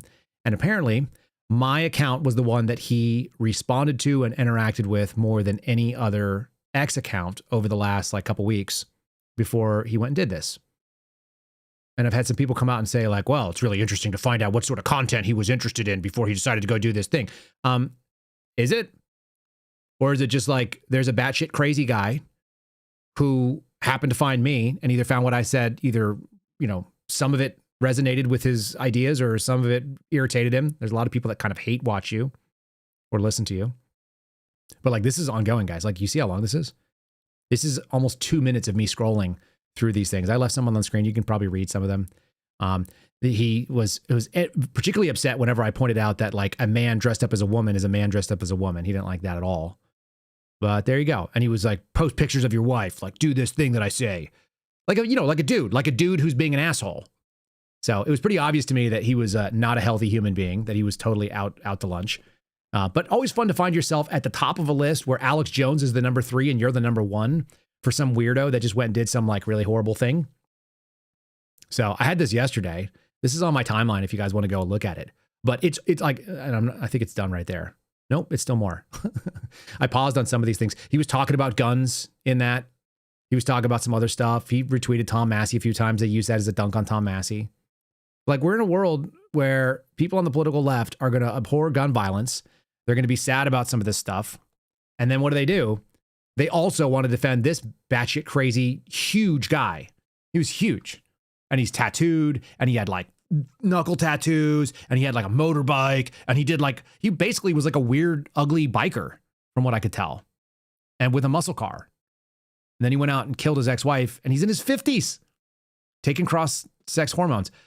It occurs to me that the cross-sex hormones thing, like the denying of reality and, like, how bad we're going to look back on this stuff. I think one day we will look back on the censorship that we see and we'll be like, the censorship is analogous to other periods of time where censorship was done and it was always bad. Like, the people who did the censoring, they were always the bad guy, right? And weird, indefensible medical treatments like lobotomies, like, they were also the bad guys. If you did lobotomies on people, you're the bad guy. And if you did cross-sex hormone treatments to a huge man with tattoos and like biceps and like knuckle tattoos and stuff like that, if you did those things, like, you're the bad guy. I would say that this is the lobotomy of our era when it comes to bizarre medical experiences. And it's really sad, you know? It really is. Here's the daughter being interviewed as she came out of the police station. My family. And he's dead now. She described that shooting suspect as her father. She came out of the police department behind me here in tears after presumably being interviewed by police. My father was a shooter. What happened? Shot my family. And he's dead now. What was the reasoning? Was there a family argument? He has mental health issues. So yes, she goes on to describe those mental health issues a little bit more. She says that he had been struggling with mental health for quite some time. She said, quote, he was very sick. Yeah. What was your first indicator? I dealt with him on Twitter for a few minutes and I was like, yeah, that guy's not well. He's not right. I don't need to see any more of that crap. Thanks very much. Kind of interesting. Kind of an interesting thing to be caught up in that piece. Like I said, some people reached out and told me, like, hey, did you know that this guy loved you? It's like, no, he didn't love me. He's just a weirdo. There's a lot of weirdos out there. They do a lot of weird things. If only we were trying to not do that. If we were trying to acknowledge reality instead of defending weird crap like that, maybe we could really look at it. Do I think that transgender people are the most likely to be involved in crime? Like, probably not. Do I think that handing over cross-sex hormones into a body, it's like giving computer code. It's like giving Windows programs and trying to run them on a Mac or vice versa. Like they're just not built to run that way. So like, who knows what kind of weird outputs you're going to get? It turns out some of them are actually violent. So that's sad. To me, that's sad.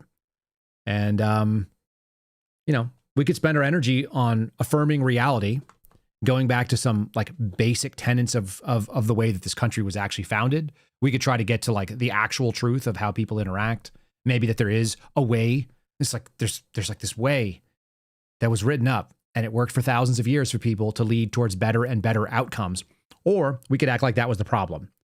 So I don't think we're getting anywhere soon that's going to fix it. And CNN also wants you to know, in addition to having that little bit about censorship, that some censorship is good as long as it's our censorship, they also are starting to revive this push coming up towards the midterms that Christian nationalism and hating Christian nationalism, this is where I see that connection that we have with the folks over in France. There's going to be some push about that. We're going to see it come up here. This is Pamela Brown from CNN. She did a long documentary on the dangers of quote unquote Christian nationalism, which is essentially bacon cheeseburger nationalism. We're just the secular version of that. You don't need to explicitly be a Christian. If you live basically by Christian principles, you're a BCN. They basically made a documentary showing that this is problematic. Well, for the past several months, I've been working on a special project examining the growing influence of Christian nationalism in America.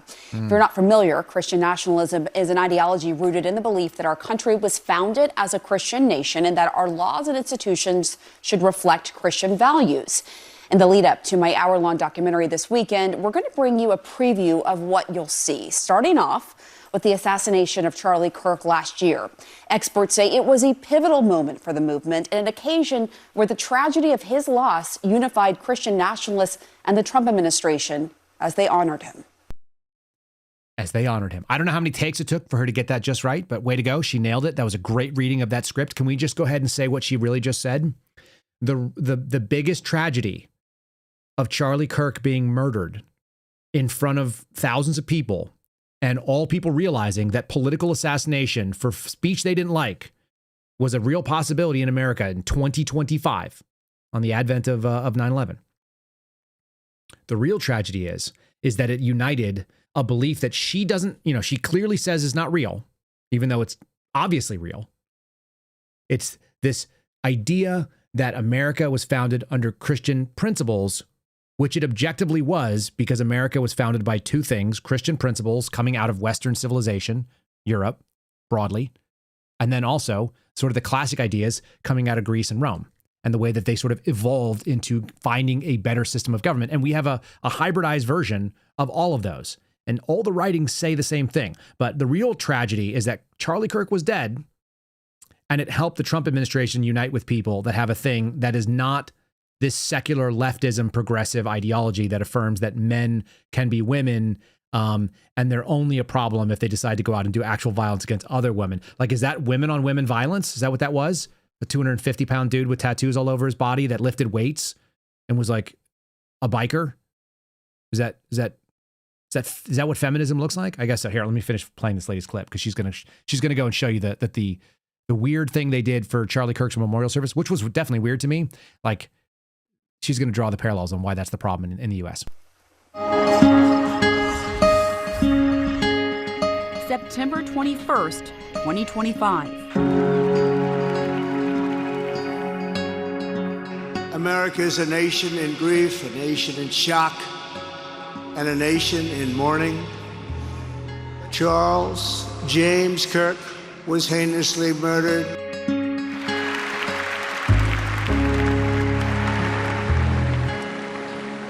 That young man.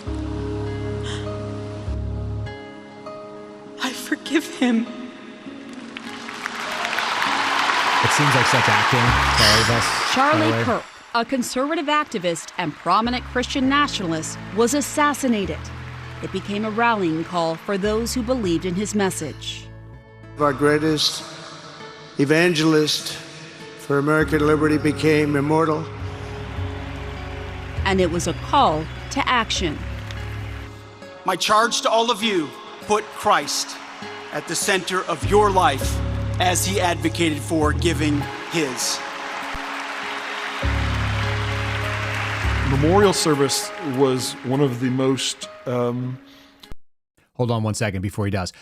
This is the big problem with this whole thing, is that it has all the air of like a revival, and it puts a lot of religiosity into politics in a way that is not actually religious and is actually not God focused. It's actually cult of personality focused. So that's why I didn't like any of this stuff. It's why I don't like the mega churches. For those of you, maybe you attend one and you can look at it in this way. When I look at it from the outside, it just seems performative in the same way Erica Kirk looks like an actress. Maybe that was what she really felt. I don't know, but I wasn't convinced. It looked like shitty acting on a daytime soap opera. Pete Hegseth saying the same thing. It's like, dude, you know who the best evangelists are? They live it. So there are lots of off-scripted interactions that Charlie Kirk had with people that looked really legit and genuine, and that he seemed like he had like his right spot. These people are the opposite of all that stuff. That's why it's kind of gross. But of course, I bet we could find somebody who's going to be an avowed leftist that could talk about the dangers of this and why it's probably like Nazis. Potent examples of this shift in our culture that we're experiencing right now, where a large segment of American Christians are being activated by these ideas, radicalized by these ideas that say that they are the persecuted ones and that they need to stand up for Christians' rights. So just for your awareness, the guy he was there, he was out of Georgetown University. Georgetown University is also the alma mater of the analyst who wrote the Radical Traditionalist Catholic document that showed that white supremacists and Latin Mass Catholics have a common cause. It's also the same alma mater of the woman Shannon Perry, who did the redactions for the Epstein files and came out of there. Like, there's some real stinking institutions in the United States. And you can see that they get colored by the places that they work. And that this is the reason, like, I just look at it and go like, okay, well, if censorship works in your area, and if you have a universal one single thought perspective that you want to go out and sell, like, I'm going to always be a contrarian. And there is no home for that. There's no political home for that, which is why we don't have, that's why the bacon cheeseburger nationalist thing resonates with a lot of you guys, because you're like, yeah, none of these people actually represent me. Like, even though I would otherwise generally get behind the people that were doing that, and I celebrate the work of somebody, like, I don't like the way they did it. I don't do fireworks at their funeral. Not for me. So we don't really have champions of this in this country. And maybe that's why we can't look at the Olympics and go like, yeah, these people are the best of what we represent in this country, because we just don't have anybody representing it. Maybe that's the problem at this moment. And I'm linking back to the Twitter files. We saw a really good look behind the curtain of what our representative government did and does, and it has not been fixed. So that's disappointing. And maybe that's the reason why the Mexicans want to leave here too. There's some of you guys have been telling me that the self-deportation numbers are really, really good. I've got a palate cleanse about that. That's kind of funny. At least we can laugh about this stuff. At the end of the day, we might as well laugh. Our neighbors are still going to be our neighbors. Your neighborhood's still going to be your neighborhood. There's a freaking government shutdown for DHS right now. Have you noticed? Oh, you haven't? Has anyone invaded America? No? Huh. Turns out it still works, even if they shut it down. So all this stuff ends up being kind of like performative and fake. If you guys are watching and you learned something, or you had a disagreement that you didn't like and you want to leave a comment, please do that. Rumble, YouTube, I read those. Spotify, I read the comments over there. If you leave a comment somewhere else, I don't know where else I would find them. So you can always hit me up on X, at Kyle Seraphin. Put your favorite stuff in there, dislike things, whatever. Clip the show if you guys are so inclined. If there's some people sometimes do that. It's always funny to me. It's like, yeah. Did I say that? I did say that. Appreciate all of you guys. Make sure you like the video before you leave. And then let's do something kind of funny. Maybe we could break it down to all of this crap that we're saying that are problematic in this nation. It's almost like there's a good reason to leave for some people. Here's the self-deportation, Kipes. You're all under arrest for illegally crossing into the United States. With all due respect, you're making a mistake here. We're not coming into America. We're leaving.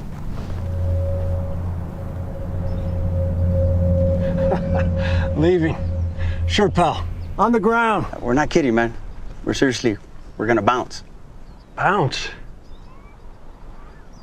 Why would you bounce from America? Name one bad thing. One? I mean, we got lists. Polarized politics, inflation, not to mention the menu at Taco Bell changing again. Taco Bell? Real Mexicans like that stuff? We love that shit, man. But it's not even meat, is it? You don't think we know that? I mean, do white people like McDonald's? Yeah, we like McDonald's because... Is that real meat? And you know what else? They canceled Blackish. No. Dial that back. Blackish wasn't canceled.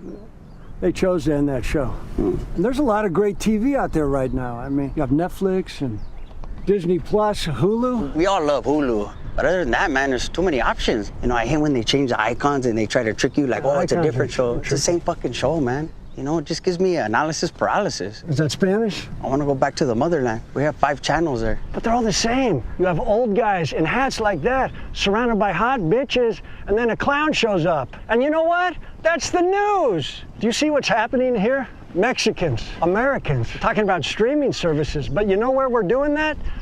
America. That's what George Washington was talking about. Well, you know what we talk about in Mexico? How to get the fuck out of Mexico. And Twitter. Pinche tweeters. It's a sticky wicket for sure. You know, I was the only coyote there with a blue check mark for years, man. Now, anybody can get one for $8 a month. So you all want to leave, huh? All of you. Even that guy? Yeah, dude, I'm over it. All right. Nobody wants to help out the white guy there. Everyone's out. Anyway, that made me laugh. You know what? There is still really good television on. I've been watching Little House on the Prairie with my kids, and I've been watching Highway to Heaven with my wife. You guys want to watch a time capsule? Go watch Highway to Heaven. Some Michael Landon stuff. He wrote it and he directed it, and his buddy who played Mr. Edwards in Little House, he's also in it. He's the other main character, and they go around doing good deeds and helping people in a way that only could happen in the 80s, which looks exactly like the 70s, by the way, the differential. My wife and I were laughing about this last night. She was like, do you realize, like, there's technically not that much difference between the 70s and the 80s? I go, literally, the technology was almost the same, wasn't it, for a lot of it? Yeah, go watch some of that stuff. It'll uplift you. It really will. Or you could fight with Mexicans on the border about whether or not they're leaving. Adios, pinche Twitter. I love all of that. All right, guys, thanks for being part of the program. You guys, remember there's a meetup for those that are going, that are in the Fort Myers, Florida area, wherever the heck that is. I actually don't have to look at a map and find out where you're at. Cape, Coral, Rosen, Park, 3 p.m. Eastern time. Check it out. Look for the Bacon Cheeseburger Nationalist sign. Apparently you guys have signs made. Cool. Hang out together if you can. Let me know how it went. God bless all of you. Thanks for being part of this program, and I'll see you again tomorrow. Thanks for listening to The Kyle Seraphin Show, streamed live weekdays on rumble.com/Kyle Seraphin. Follow Kyle on Twitter, Truth Social, and Instagram at Kyle Seraphin.